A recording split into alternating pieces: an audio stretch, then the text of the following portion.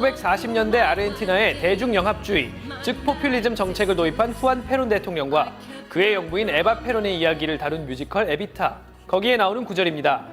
마치 노래 가사처럼 페론 부부가 불러온 포퓰리즘의 망령은 70년이 지나도록 아르헨티나를 떠나지 않고 있습니다.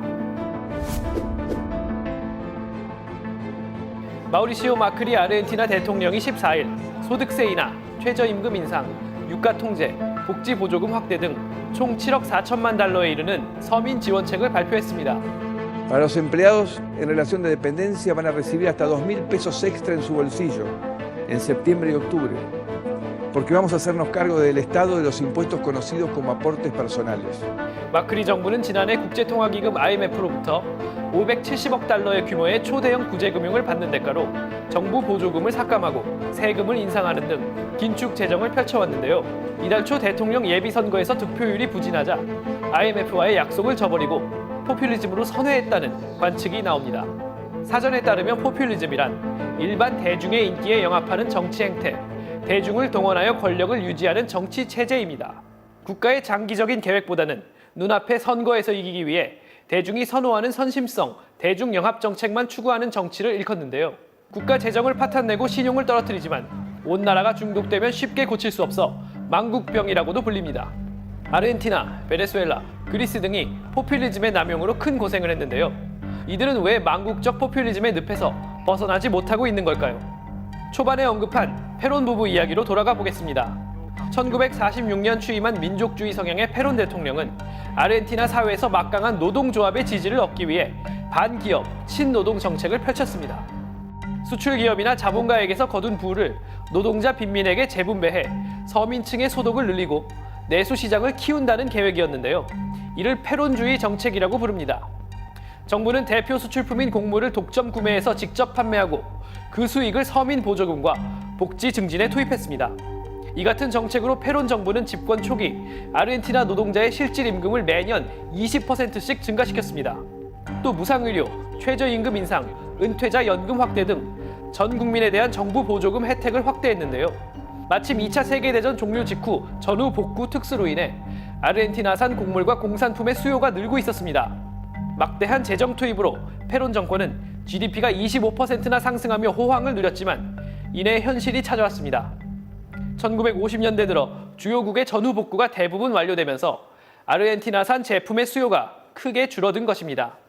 무리한 복지로 인한 만성적 재정 적자를 메꾸기 위해 정부는 외국에서 돈을 빌리거나 심지어 직접 돈을 찍어내 아르헨티나의 물가 상승률은 연 50%까지 치솟았습니다. 서민 소득은 늘었지만 돈 가치가 폭락해 구매력이 떨어졌고 무역 적자와 경기 침체로 사회는 혼란에 빠집니다. 결국 페론 대통령은 1955년 쿠데타로 실각하고 아르헨티나는 경제난, 구제금융, 긴축 재정을 반복하는 불안정의 악순환에 빠지고 맙니다. 이후 아르헨티나에는 군부, 신자유주의, 좌익 성향 정권들이 난립하면서 제각각 경제 살리기에 나섰지만 정치인들은 대중의 지지를 끌어내는데 가장 편리한 포퓰리즘의 유혹을 떨쳐내지 못하고 있습니다. 특히 2003년부터 2015년까지 연달아 통치한 키르치네르 대통령 부부는 방만한 포퓰리즘의 대명사로 떠올랐는데요. 좌파 페론주의자로 분류되는 이들은 세금으로 국민 지갑을 채워주며 정권을 유지했습니다. Más de todo lo que hemos hecho porque necesitamos también más escuelas, más caminos, más hospitales, más salud. Yo quiero contribuir a hacer eso. 전기, 휘발유, 물, 대중교통 보조금, 무주택자 집세 보조금, 실업자 자녀 양육수당을 지급하는 것은 물론 연금 수급자 수를 2배로 늘리고 모든 학생에게 노트북 컴퓨터를 지급하는 등 재정에 무리를 주는 포퓰리즘 정책을 단기간에 추진했습니다. 또 일자리를 늘린다는 명목으로 공무원 조직을 확대했는데요. 키르치네르 정권 출범 전 230만 명이던 공무원은 2014년 390만 명으로 70%나 늘었습니다. 이 공무원들은 하는 일 없이 월급만 받는다는 의미의 뇨키로 불리며 골칫거리로 떠올랐습니다.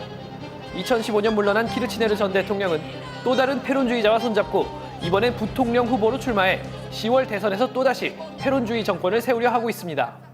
한때 중남미 최고의 부국이었던 아르헨티나는 잇따른 경제 위기로 인해 1956년 IMF에 가입한 이후 작년까지 29번이나 IMF 구제금융의 신세를 졌습니다. 2001년과 2014년에는 돈이 없어서 빚을 못 갚는 디폴트에 빠졌습니다. 아르헨티나 국가통계청에 따르면 어린이의 50%가 빈곤 상태에 놓여 있습니다. 하지만 상당수 아르헨티나 국민은 아직도 정부가 모든 걸 지원해주던 페론 시절의 향수에 빠져 페론주의 정치인을 지지하고 있습니다. Obviamente voté a Fernando Fernández porque creo que lo que estaba pasando es que nos estaban sacando el futuro. 국가 최고 지도자가 대중의 환심을 사기 위해 포퓰리즘이라는 판도라의 상자를 열어젖히면 국민에게 돌아오는